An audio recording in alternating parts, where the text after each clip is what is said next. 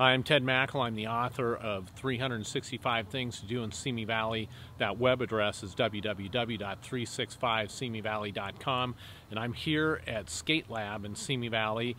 And instead of talking about the park, which our youth in the area knows and loves, this is where they come to learn how to skateboard, how to hone their skills on all the ramps, or even show off those skills if they're more on the expert side. There's many competitions with professionals and things going on here all over. Very well known. It's been around for a long time. And what a lot of people don't know about Skatelab is their museum. They have this repository of skateboard history. I don't think there's anything like it anywhere else in the country. It's absolutely amazing. Todd's going to give us a tour of it. And the other thing that a lot of people may not know is this is the home of the Skateboarding Hall of Fame right here in Simi Valley. So I want you to come on in, meet Todd, see this great facility, and come on down and see it for yourself. Some of these boards are like, this is from New Zealand.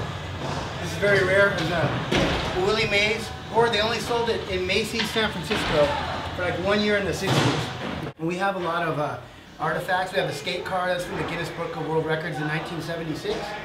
The guy went 72 miles an hour. It had a parachute and a primitive brake. That's a pretty rare piece. One of the rarest things we have. You know, a lot of scooters are really cool. These to me are like folk art. This one has a little box in the back with hinges where you can put a sandwich or something in there. Some of these are factory made. This one's made by Brunswick. Almost all this stuff I got before Skatelab opened. I started collecting in 1990, and Skatelab didn't open until 97. So the museum came before the skate park.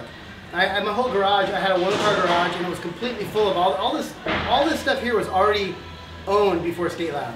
So once in a while, somebody donates something. But now, with eBay, for example, somebody has something like, let's say you found your old Bane. You could go online, type it in, how much Banes are selling for, and then they might come in here and go, hey, I saw these are worth $400.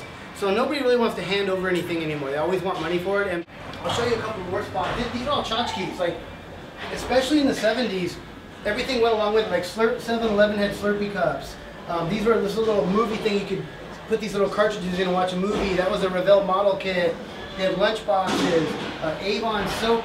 My grandma would buy these and give them to their grandsons. It was like a skateboard bar of soap, you know. I think it was a way for grandma to be cool, you know. SpaghettiOs. We had all this. The whole box of skateboard necklaces from Canada.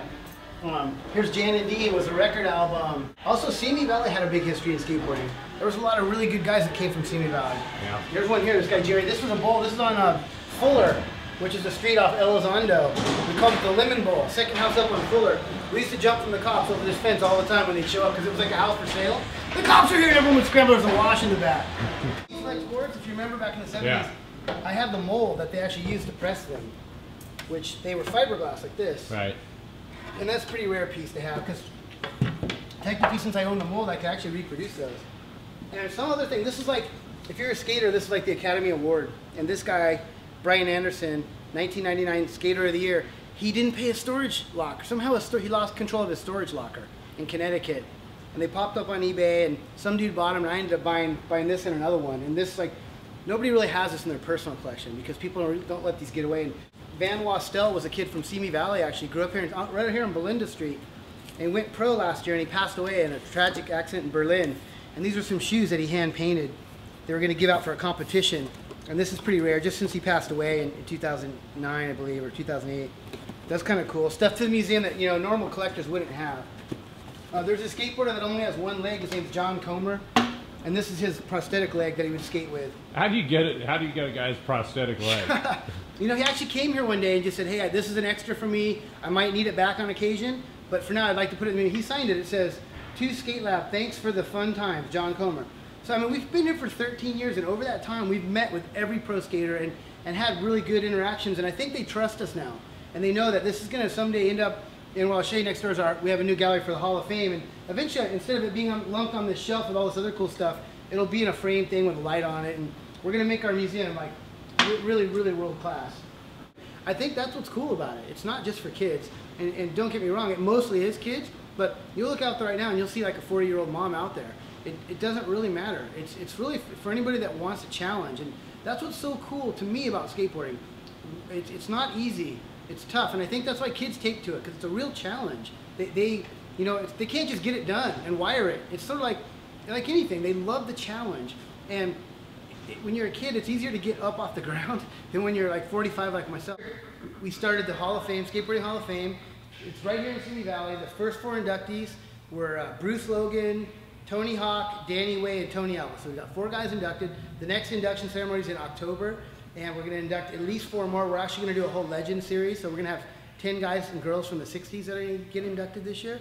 And there's a real Hall of Fame in Simi Valley. And if you look like the Pacific Coast Business Times, they just said we were the 10th most visited museum between San Luis, Santa Barbara, and Ventura counties. That's pretty impressive. You know, I'm 10th. We have 50,000 visitors a year. Other than the Reagan Library, no one's pulling more people than us. And I think that people should know that. They don't realize that it's bringing people from out of town a lot. And we're the only skateboarding museum in California, actually in the whole country.